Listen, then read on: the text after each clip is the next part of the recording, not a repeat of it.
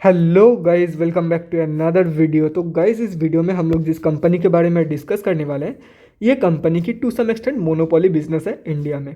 एक केमिकल आता है प्रोपिलीन ग्लाइकॉल नेम की।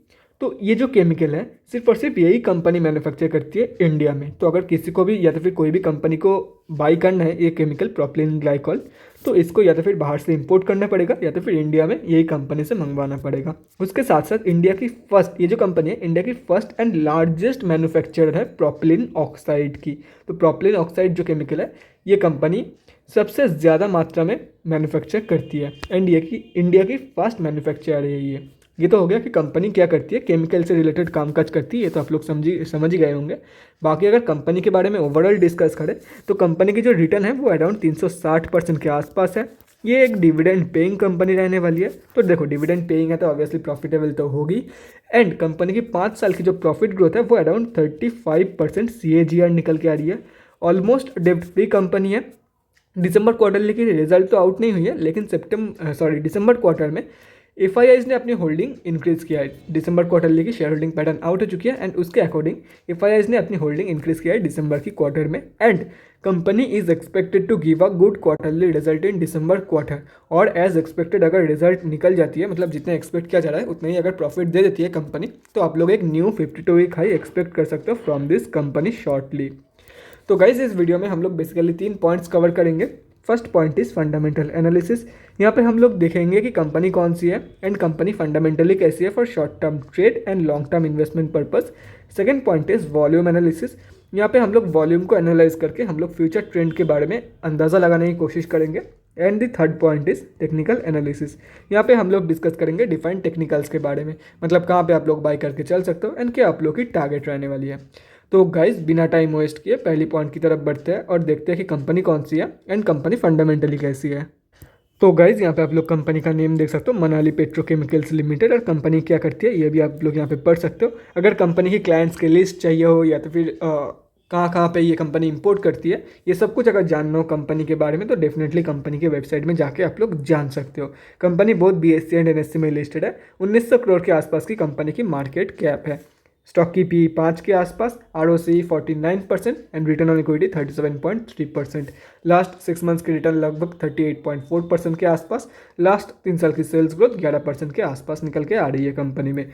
बुक वैल्यू से काफ़ी ऊपर ट्रेड कर रही है और अगर 1 साल की अप्रोक्सीमेट रिटर्न कैलकुलेट किया जाए तो वो करीब करीब 357.23% के आसपास निकल के आ रही है। डिविडेंड यील्ड 1.34% है। फेस वैल्यू 5 की है। बाकी प्रोमोटर्स की होल्डिंग 0% प्लेज हो रखा है, मतलब प्रोमोटर्स की होल्डिंग 1% भी प्लेज नहीं है।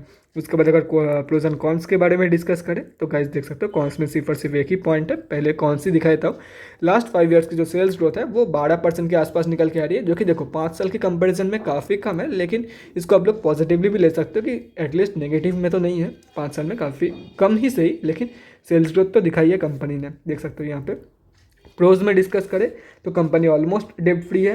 Company is expected to give good quarter, जिसके बारे में मैं वीडियो की स्टार्टिंग में बोल रहा था। लास्ट 5 ईयर्स की सेल्स ग्रोथ ये भी मैंने आप लोग को बोल दिया है वीडियो की स्टार्टिंग में। And company has been maintaining a healthy dividend pay out of 19.11%। Quarterly result के बारे में डिस्कस करें तो देखो, डिविडेंड पेइंग कंपनी है तो ऑब्वियसली प्रॉफिटेबल तो होगी, यहाँ पे आप लोग देख सकते हो। और सितंबर की क्वार्टर में कंपनी ने 117 करोड़ के आसपास की प्रॉफिट दिया था, जो कि जून क्वार्टर की कंपैरिजन में काफ़ी सही है। और यहाँ पे लिखा हुआ है कि company is expected to give good quarter in December quarter also. तो हो सकता है कि कंपनी 150 करोड़ प्लस की प्रॉफिट पोस्ट कर दे इन दिसंबर क्वार्टर। उसके बाद ईयर ऑन ईयर बेसिस पे अगर डिस्कस करें तो गाइस देख सकते हो करंट TTM में कंपनी ऑलरेडी 374 करोड़ की प्रॉफिट दे रही है। तो हो सकता है बाय द एंड ऑफ 2022 की financial year company 500 crore plus की प्रॉफिट पोस्ट कर दे। उसके बाद अगर बैलेंस शीट के बारे में डिस्कस करें तो गाइस देख सकते हो कंपनी के पास सिर्फ और सिर्फ 23 करोड़ के आसपास की डेब्ट है, और ये भी सितंबर की है, दिसंबर की अपडेटेड नहीं है। अगर दिसंबर में ये कंपनी डेब्ट रिड्यूस भी किया होगा तो मुझे पता नहीं, क्योंकि यहाँ पे कोई भी डेटा अवेलेबल नहीं है उसके रिगार्डिंग। बाकी रिजर्व कंपनी ने काफ़ी सही इंक्रीज़ की है, लेकिन डेब्ट भी इंक्रीज़ हुई है उसके साथ साथ, कोई भी इशू नहीं है। देखो, डेब्ट तो इंक्रीज़ हुई है लेकिन ये कोई भी इशू नहीं है, क्योंकि डिफरेंस देखो रिजर्व एंड बोरोइंग्स के बीच में। उसके बाद अगर देखा जाए कंपनी के कैश फ्लो तो इसके रिगार्डिंग भी कोई भी अपडेट नहीं है, तो कुछ कह नहीं सकते। लेकिन मुझे जो लगता है कि कंपनी की कैश फ्लो पॉजिटिव में ही होनी चाहिए, क्योंकि एक प्रॉफिटेबल कंपनी है। उसके साथ साथ कंपनी ने डेब्ट इंक्रीज़ किया है, मतलब डेब्ट लिया है, कर्जा लिया है। तो पॉजिटिव में ही होना चाहिए। उसके बाद अगर शेयर होल्डिंग पैटर्न देखा जाए तो 3 साल की कंपैरिजन में प्रोमोटर्स ने अपनी होल्डिंग इंक्रीज़ किया है एंड एफआईआईज ने भी अपनी होल्डिंग इंक्रीज़ किया है, देख सकते हो यहाँ पे। बाकी डीआईआईज ने अपनी होल्डिंग कम किया है। और अगर 3 साल की कंपैरिजन में पब्लिक की होल्डिंग देखा जाए तो पब्लिक से माल उठाई गई है 3 सालों में।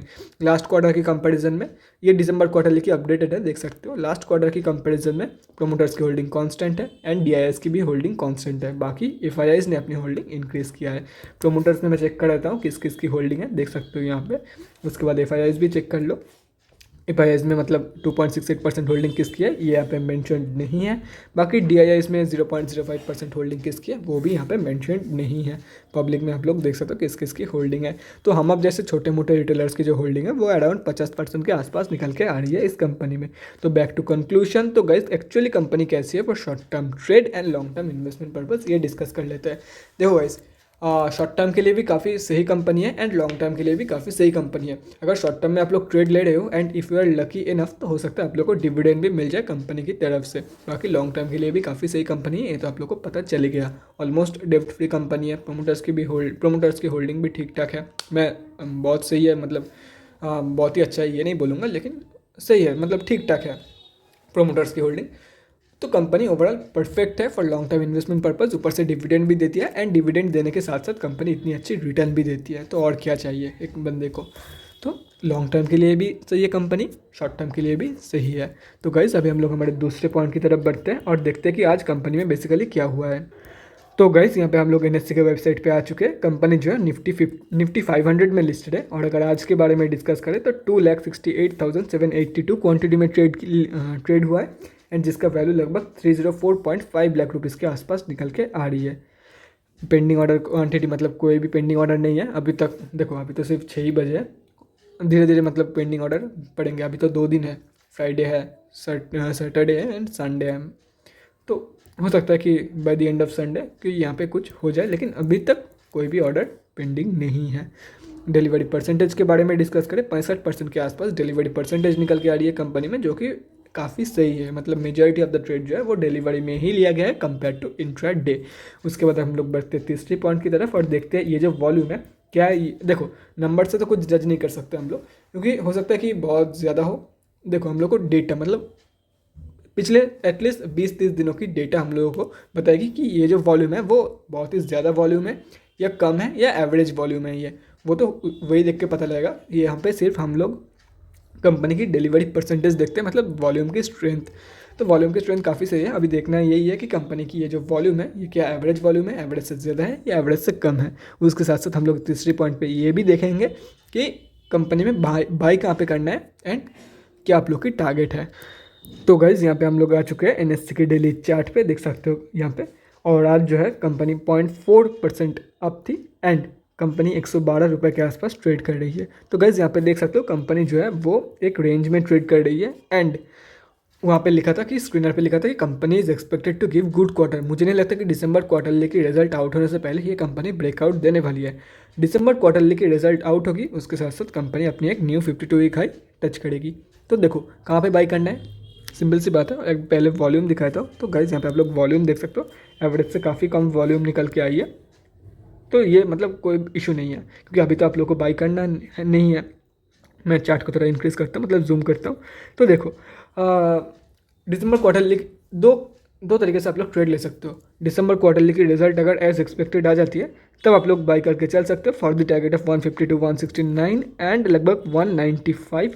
और अगर सिर्फ और सिर्फ टेक्निकल्स के बेसिस पे, मतलब कब दिसंबर क्वार्टरली की रिजल्ट आउट होगी वो सब आप लोगों को मतलब जानना ही नहीं है, तो सिर्फ और सिर्फ टेक्निकल्स के बेसिस पे मैं यही बोलूँगा जब इसकी ब्रेकआउट होगी, ब्रेकआउट के बाद रिट्रेसमेंट देगी तब आप लोग बाई करके चल सकते हो for the target of 153, 169 and 195 approximate. ठीक है, ये हो गया दो पॉसिबल वे अगर आप लोग दिसंबर क्वार्टरली के रिजल्ट के अकॉर्डिंग, क्योंकि हो सकता है देखो वहाँ पे जो लिखा था वो गलत भी साबित हो सकता है कि दिसंबर क्वार्टरली में इतनी सही परफॉर्म नहीं कर पाई है company. After all it's a business, किसी के भी हाथ में नहीं होता है ये, तो ये भी हो सकता है।